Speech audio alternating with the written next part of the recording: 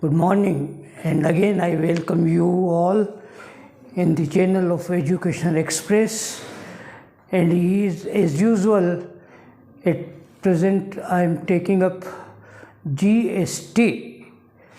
और GST में जो टॉपिक हमारा चल रहा है वो टॉपिक है इनपुट टैक्स क्रेडिट। किस प्रकार से कर जमा को वापस प्राप्त किया जाता है, ये बातें हो रही थी पिछले सेशंस पर, हमने ये चीज़ें डिस्कस की थी। आज हम आगे एक नई वैरायटी टेकअप कर रहे हैं। पटेल चौधरी की बुक में ये 11th इलस्ट्रेशन है जिस पर बात की जाएगी, और इसका थ्योरेटिकल पार्ट जो है उससे पहले 2-3 पेजेस पर ये दे रखा है। उसका प्रैक्टिकल इम्प्लीकेशन किस प्रकार से होता है ये इसमें बताने जा रहे हैं इस इलस्ट्रेशन 11th में। ओके, क्योंकि जो भी थ्योरी की बातें हैं वो थ्रू प्रैक्टिकल एग्जाम्पल ज़्यादा क्लियर हो सकेंगी। उन सब बातों को इसमें टेकअप किया जाएगा। और किस प्रकार से टेकअप किया जाता देखिएगा। उसने बता रखा है कि messrs Goyal and brothers, a registered dealer is engaged in supplying exempted goods to its customers। ये जो गोपाल ब्रदर्स है वो बिजनेस कर रहा है एग्जेम्प्टेड गुड्स में। On 10th June 2020, the exemption notification were rescinded and goods were liable to tax। 10/6/2020 को ये जो आदेश था, नोटिस था, वो विड्रॉ कर लिया गया। अर्थात एग्जेम्प्टेड गुड्स को अब एग्जेम्प्टेड गुड्स नहीं माना जाएगा from the date of 10th June 2020। 10 जून से ये डिसाइड हो गया है। फिर ये कहता है Messrs. Gopal and Brothers has to make payment of tax on the due date, that is 20th July 2020। और इस गोपाल ब्रदर्स पर जो टैक्स पेमेंट करने की ड्यू डेट है वो बताइए 20 जुलाई 2020। On the basis of the following information, determine the eligible credit for the month of June 2020। और नीचे जो सूचनाएं दे रखी हैं उसके आधार पर आप बताइएगा कि इनको कितना टैक्स पे करना है। सूचनाएं इस प्रकार से है, मैं मेन पॉइंट्स इसमें नोट कर देता हूं। ये पर्टिकुलर्स हैं,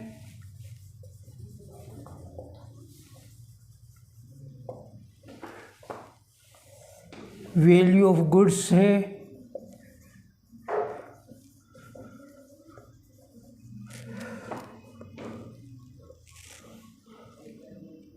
उसके बाद CGST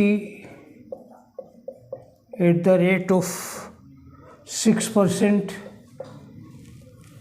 the same SGST at the rate of 6% again, then IGST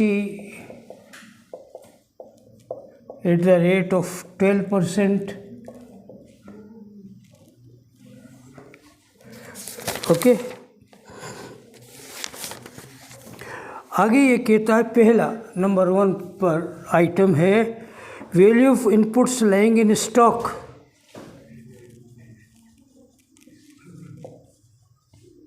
inputs in stock, और ये है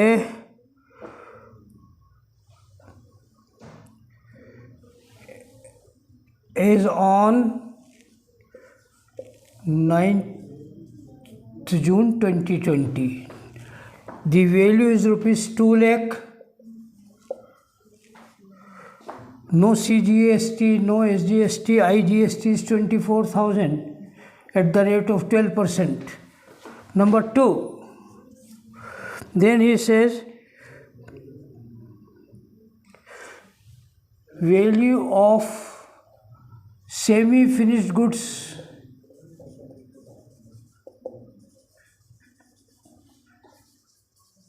stock, and it is on again 2020. Further he says, but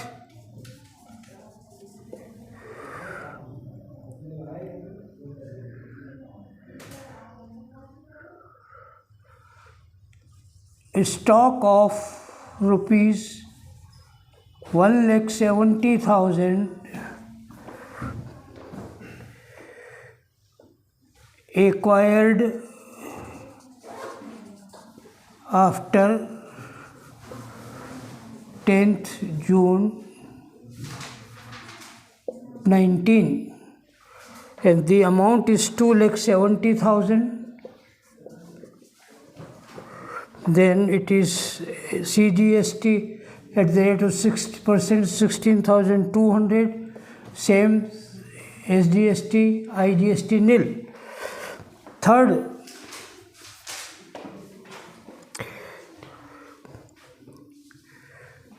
stock of finished goods.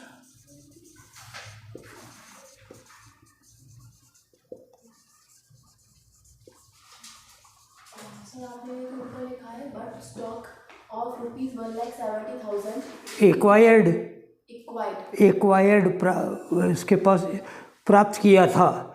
Finished goods is on 2020. It is 3,10,000. SGST 6%, 18,600. The same amount in SGST, IGST nil. And the fourth item was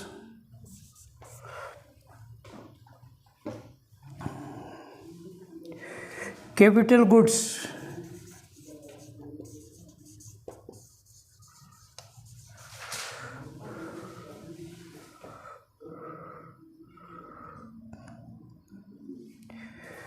Acquired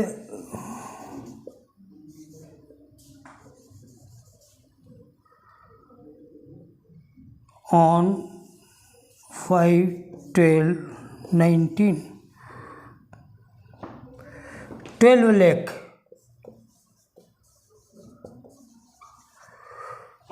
IGST it is 1,44,000. No CGST, no SGST.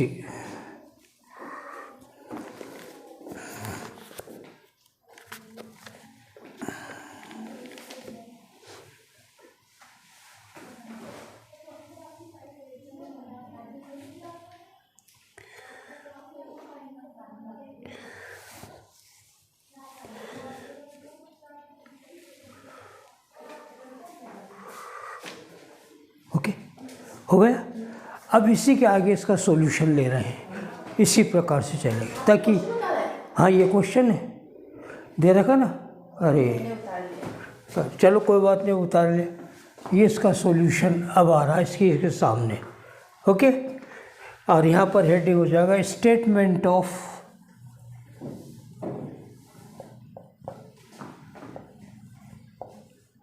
Input tax credit.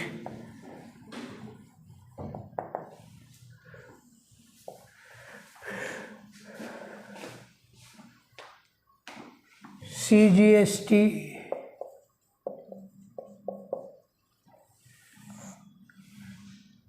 SGST,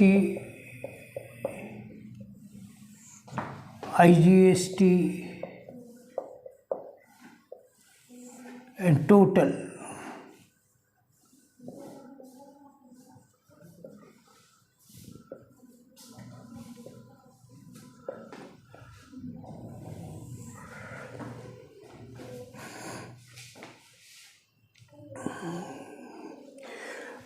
अब देखिएगा इन सब बातों का meaning क्या हो रहा है वो समझ लीजिएगा. पहले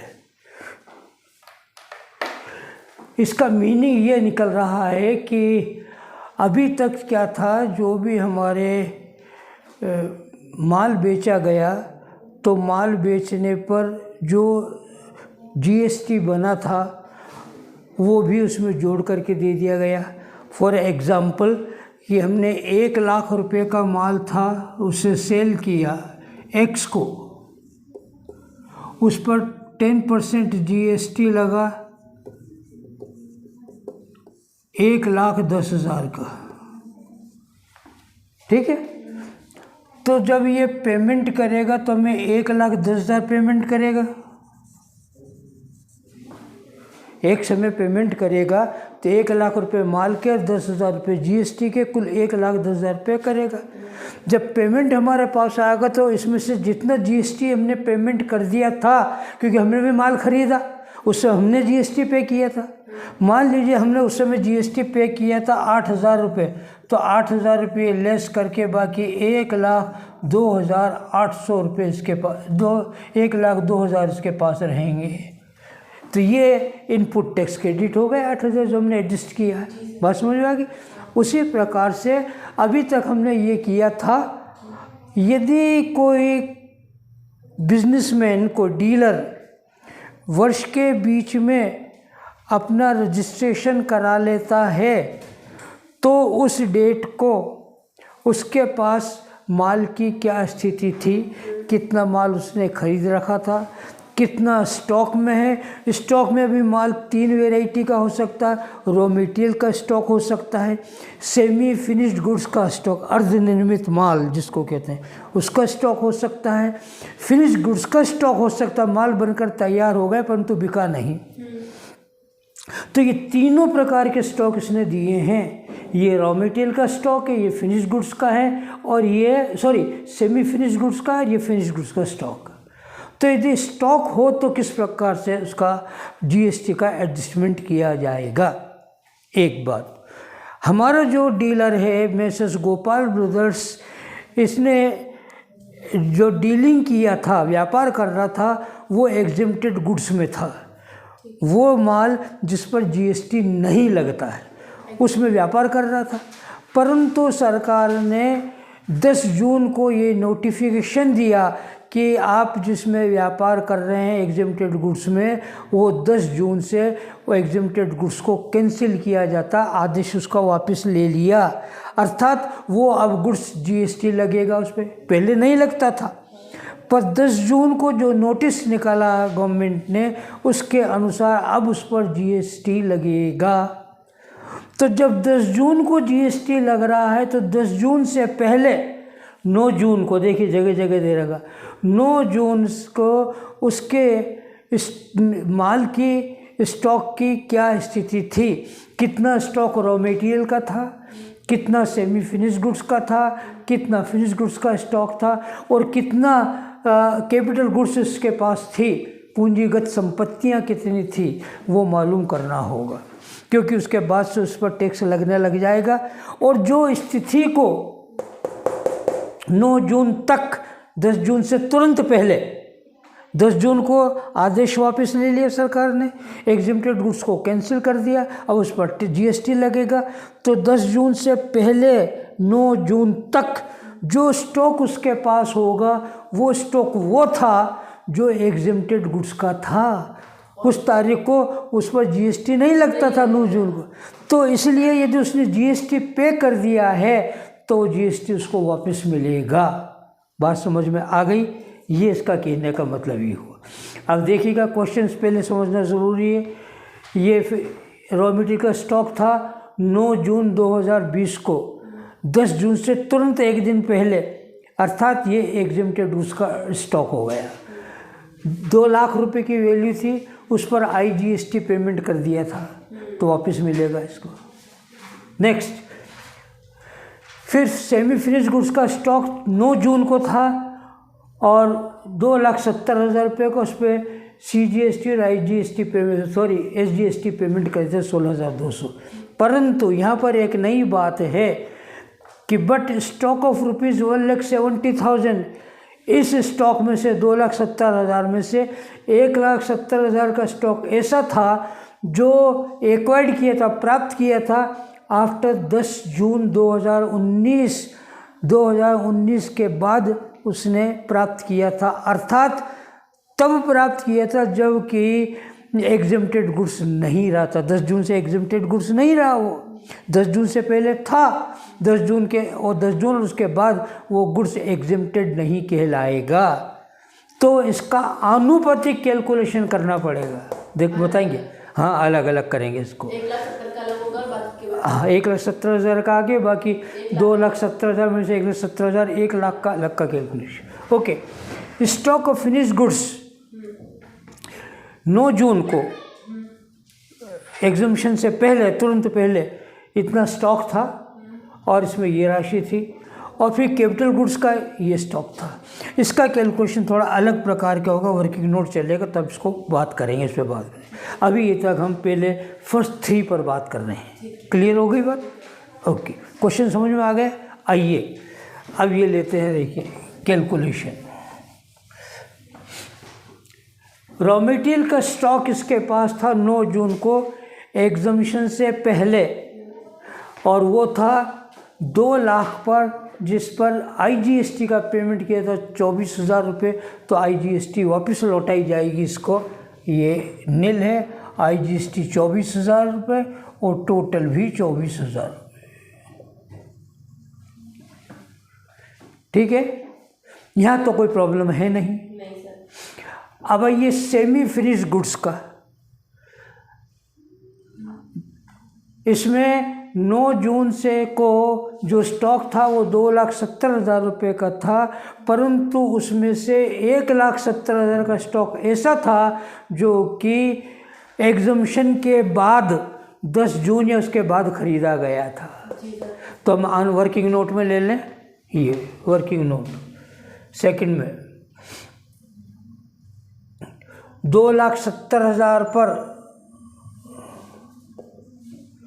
टैक्स बनता है 16,200, तो 1,70,000 पर कितना बनेगा चेक करो।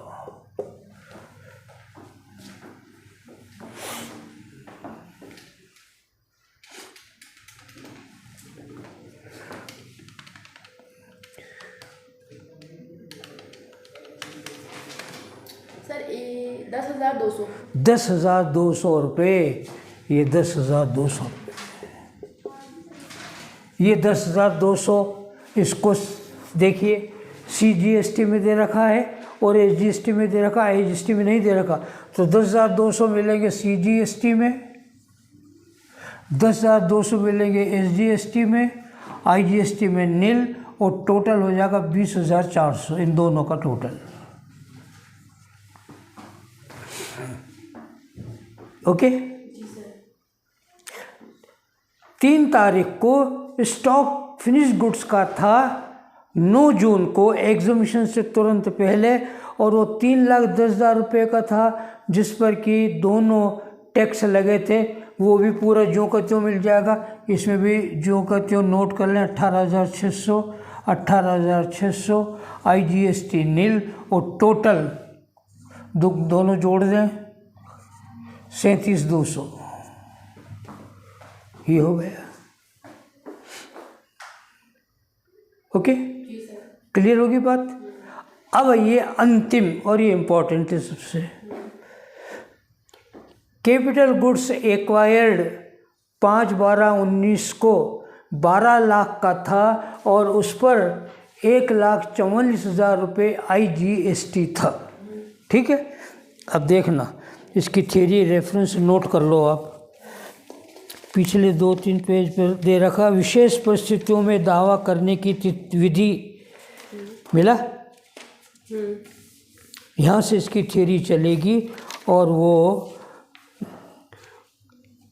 अंतिम है। वर्ष के दौरान पंजीकरण कराने पर स्टॉक मौजूद था, कईयों को मोटे लेटर्स में है ना, यहाँ तक का है। अब इसे थोड़ा ध्यान से सुन लीजिए, ठीक है? ये थ्योरी जो है वो आप पढ़ेंगी तो आपको क्लियर हो जाएगा। मैं यहाँ इसको प्रश्न के माध्यम से समझा रहा हूँ।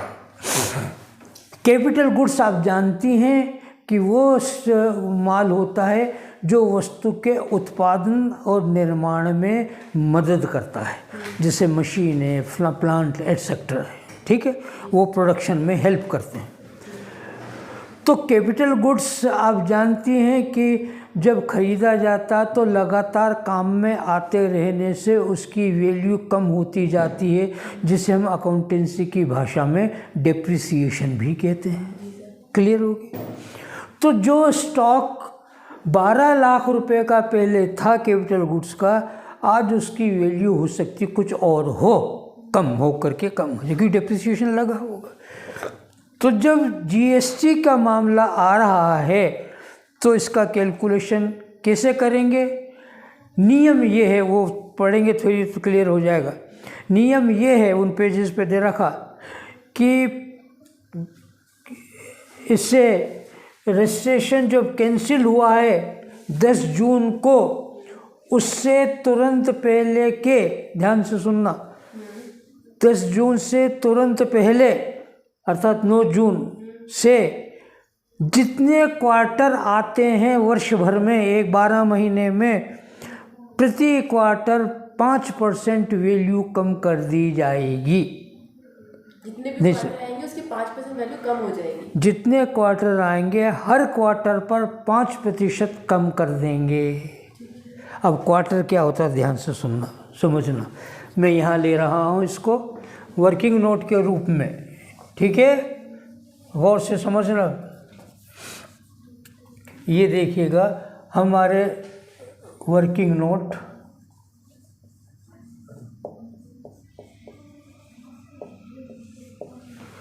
मान लीजिएगा कि महीने एक वर्ष में ये दे रखे हैं जनवरी, फरवरी, मार्च, अप्रैल, मई, जून, जुलाई, अगस्त, सितंबर, अक्टूबर,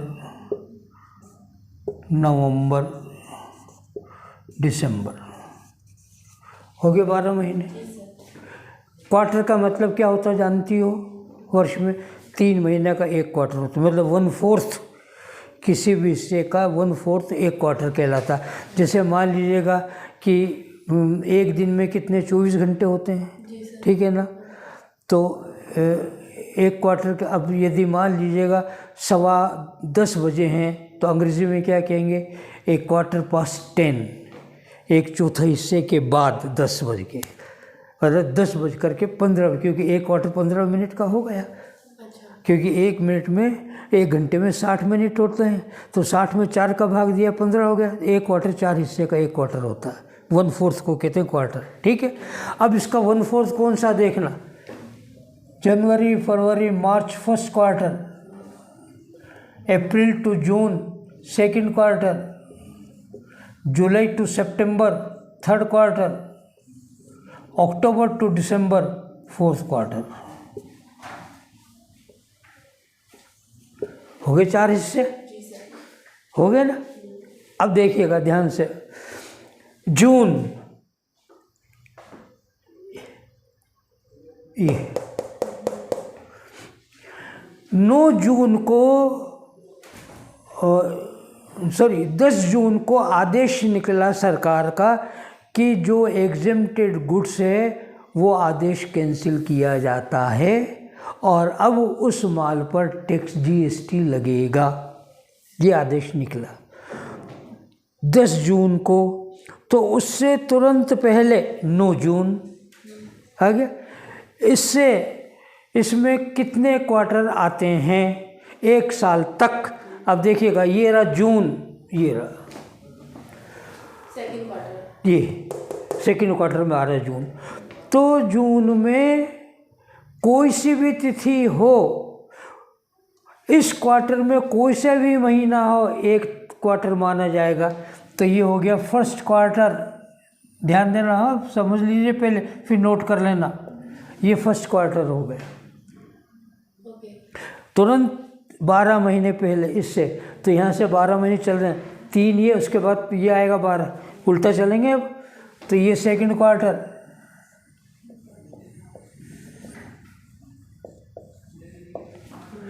और उसके बाद ये आएगा नंबर थर्ड क्वार्टर।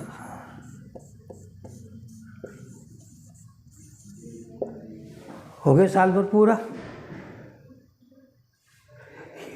अब उसके बाद ये आ गया, तो ये कहता है कि प्रत्येक क्वार्टर में आपको 5% कम करना, 3 क्वार्टर आगे, फर्स्ट, सेकंड और थर्ड क्वार्टर, फिर तो लास्ट क्वार्टर है, फोर्थ।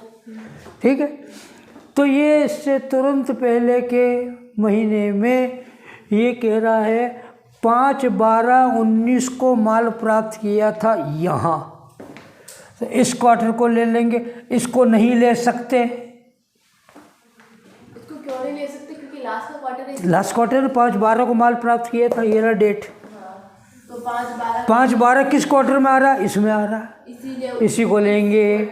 हाँ बिल्कुल। यदि मान लो कहता है कि 10 अगस्त को या 10 सितंबर को कहते हैं तो यहाँ तक ले लेते हैं, या 10 जुलाई को कहता है तो यहाँ तक ले लेते हैं, 5 जुलाई को कहता है तो यहाँ, कोई सी भी डेट हो उस महीने की, डेट से कोई फ़र्क नहीं पड़ा, 1 से लेकर 30-31 तक कोई सी भी डेट दे दे, उस क्वार्टर को मानेंगे। उस वो क्वार्टर किस में आ रहा, फर्स्ट में, सेकंड में, थर्ड में, उसको पूरे को मान लेंगे। बात समझ में आ गई? तो हम यहाँ से चलेंगे रिवर्स, यहाँ पहुँचे, यहाँ से चले यहाँ पहुँचे, आगे भी चल सकते हैं, परंतु डेट हमारे अलाउ नहीं कर रही है। 5 दिसंबर आ गई तो दिसंबर का क्वार्टर ये है, ठीक है, इस ब्रैकेट में आ रहा है दिसंबर का क्वार्टर, इससे आगे हम नहीं जा सकते, इसको नहीं ले सकते हम। बात समझ में आ गई? तो प्रत्येक क्वार्टर में 5% यहाँ कम करेंगे, 5% इस क्वार्टर का कम करेंगे और 5% इस क्वार्टर का कम करेंगे। जोड़ो कितना हो गया? 5, 10, 15, अर्थात ये इसकी बात कर रहे हैं 12 लाख की वैल्यू का माल है जिसका IGST 1,44,000 है। 1,44,000 में से 15% कम करो, 15% निकालो पहले तो। 1,44,000 का 15% 21,600 चेक करो कहाँ गया? 21,600 रुपये कहीं दे रखा वाला, आगे देखना, ये तो सवाल है। ये 21,600 जी सर, ये इस तरह से आएगा। ये सबसे इम्पोर्टेंट फिगर है, इसका ध्यान रखना। बात समझ में आ गई? बाकी इससे ऊपर वाले तो बिल्कुल सिंपल हैं। तो फिर सुन लीजिएगा, पहले उतार लो, फिर आपको दिक्कत होगी, फिर समझना। जो नहीं नोट डाउन किया उसे नोट डाउन कर लो।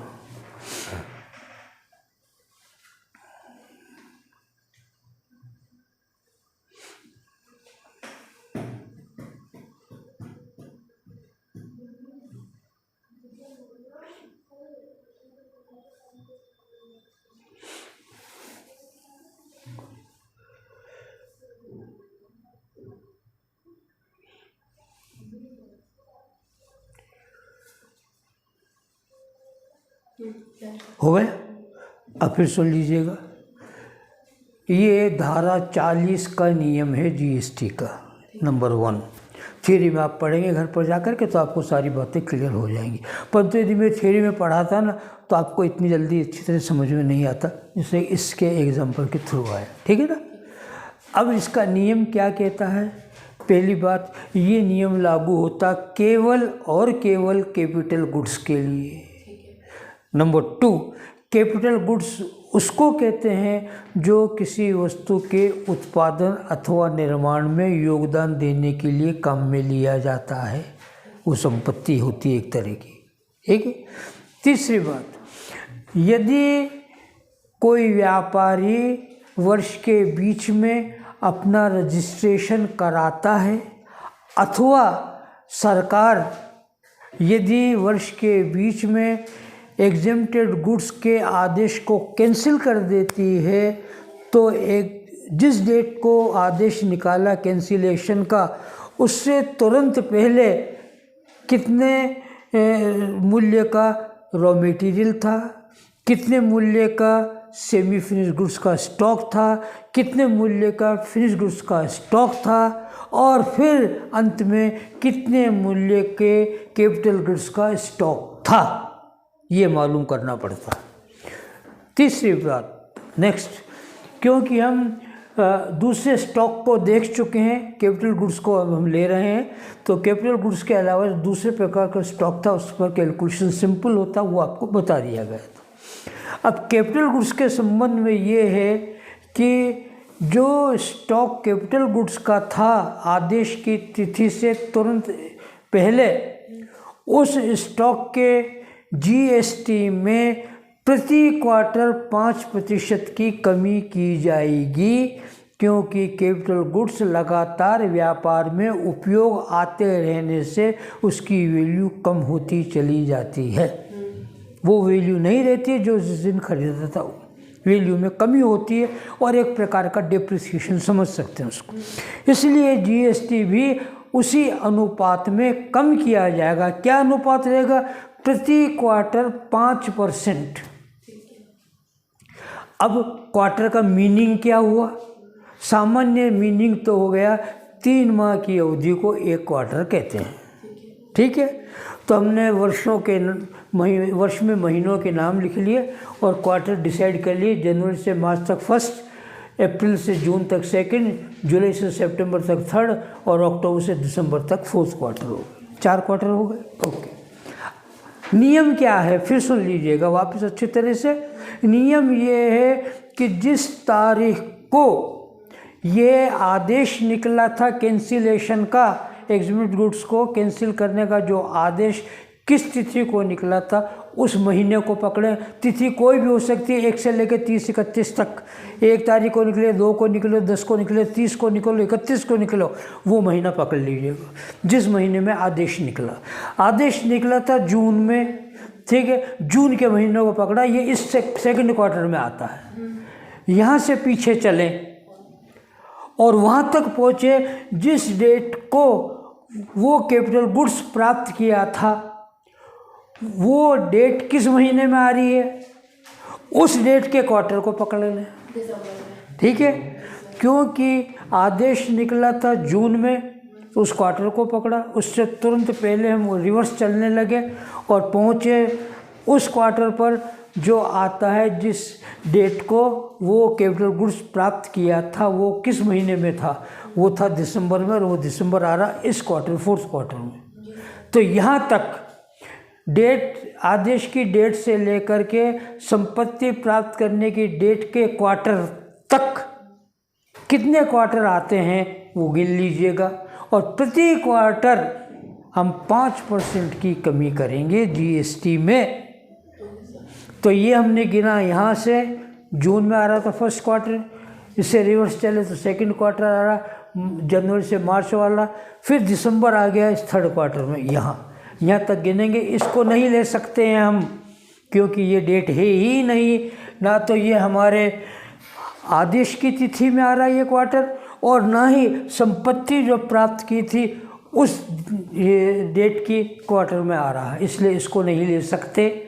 बाकी के 3 क्वार्टर हमने लिए और प्रत्येक क्वार्टर का 5%, तो 3 क्वार्टर हैं तो 5 × 3 15% टोटल जीएसटी कम कर दिया जाए, जो पहले आपको दे रखा था IGST 1,44,000 रुपये। बात समझ में आ गई? आइए अब आगे चलते हैं। शॉर्ट लेना हो जिन्हें ले लें, ताकि हम आगे इसको डिस्कस करें। वर्किंग नोट में ही चल रहे हैं अभी, ओके। हाँ, IGST on capital goods, it is 1,44,000 less deduction of 5%, deduction of deduction at the rate of 5% per quarter. Hence, इसलिए for 3 quarters it is 15%. 1,44,000 into 15% बोलो, 21,600. ये 21,600 लेस कर दें इसमें, 1,22,000. 1,20,000 22,400. ओके, ये this is the amount of GST input का हो जाएगा, इनपुट टैक्स क्रेडिट का ये अमाउंट है, ये है आईटीसी।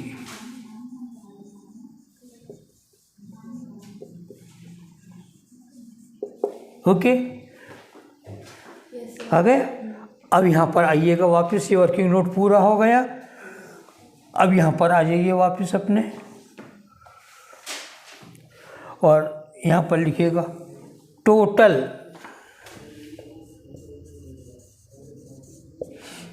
पहले कॉलम का 28,800 चेक करना भाई कैलकुलेटर पर।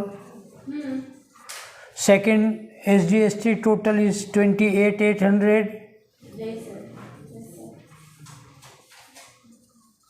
IGST 24,000 Yes, sir. and total column is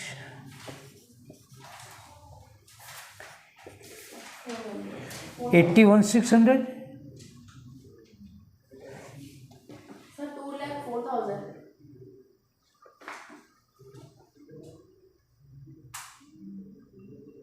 oh sorry, ये लिखना भूल गए, 1,44,000 रुपये।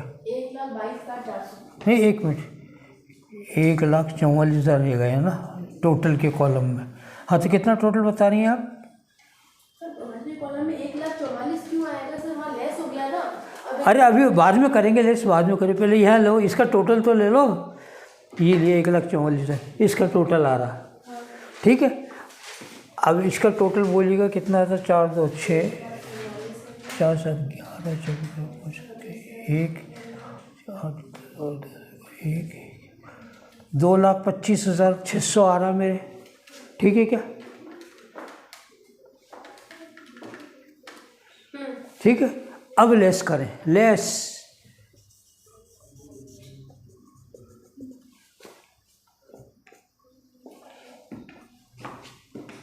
21,600 लेस करें आईजीएसटी में से, और टोटल फिर कॉलम में लिखें 21,600। अब लिखें इनपुट टैक्स क्रेडिट, ये उत्तर होगा। लेस करने के बाद पहले कॉलम में 28,800 it is no change, second column no change 28,800, third column 2,400 check करें, और टोटल का कॉलम 2,04,000। इस तरह से कीजिए इसे।